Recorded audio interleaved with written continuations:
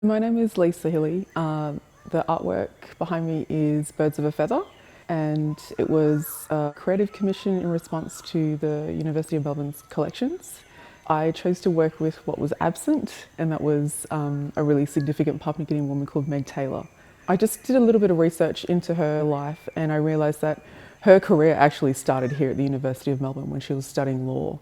And she was the first woman from Papua New Guinea to study law and get a degree, and she went on to achieve like a number of firsts. And I chose her because she was a trailblazer, and in terms of like contributing to the global stage as well as Papua New Guinea during the 1970s, which was a really radical time like globally in terms of politics. And she was an inspiration in terms of like how to navigate a contemporary Papua New Guinea. And so in terms of like digging into that, you've got to look at the colonial history of Papua New Guinea and its relationship to Australia, and Papua New Guinea being a former territory of Australia, and not many people know that.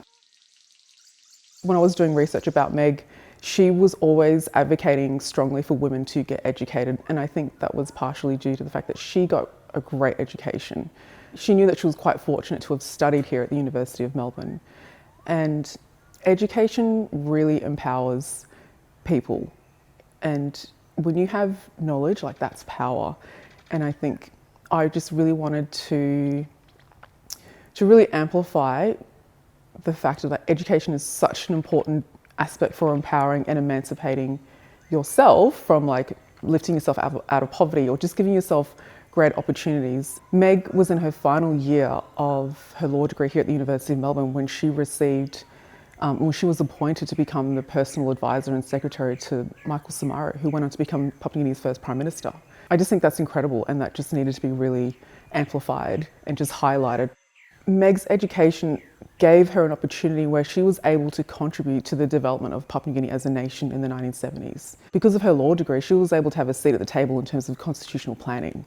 And that is such a powerful position to have as a woman, you know, to have a seat at the table. And she heard it was predominantly men, Papua New Guinea men, that were put in positions of political power by the former colonists, which was Australia.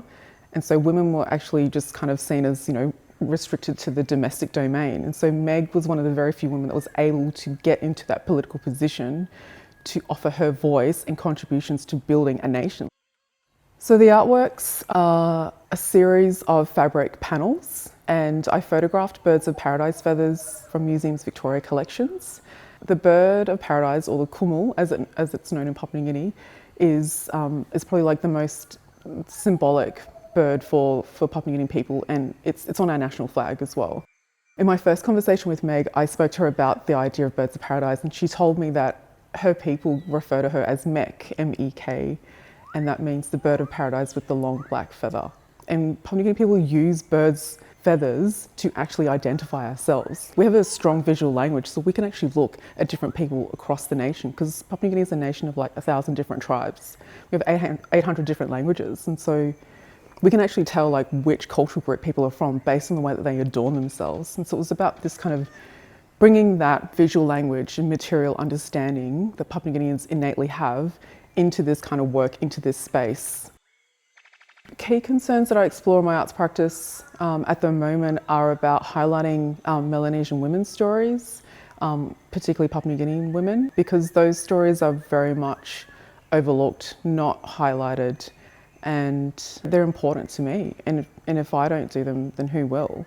Archives can be really rich spaces to actually pull out things that people have overlooked or not really paid much attention to, and offering people like different perspectives. And I think that for me is really important, because a lot of my own history in terms of Papua New Guinean history has been dominated by non-Papua New Guinean people. Like, they've told our stories, they've taken our images, like we're the minority in terms of being able to represent ourselves and speak our stories for us. And, you know, a perfect example is Meg Taylor, where her father, like, she was living in her father's shadow because he is such a significant figure in Papua New Guinean settler history. And the whole reason why she came to Australia was to escape his shadow. She wanted to forge her own career, and she did it. And so I'm using the same approach in terms of like shifting these narratives and actually offering a different perspective that's that I think is really refreshing and a really important one for myself and for my own people.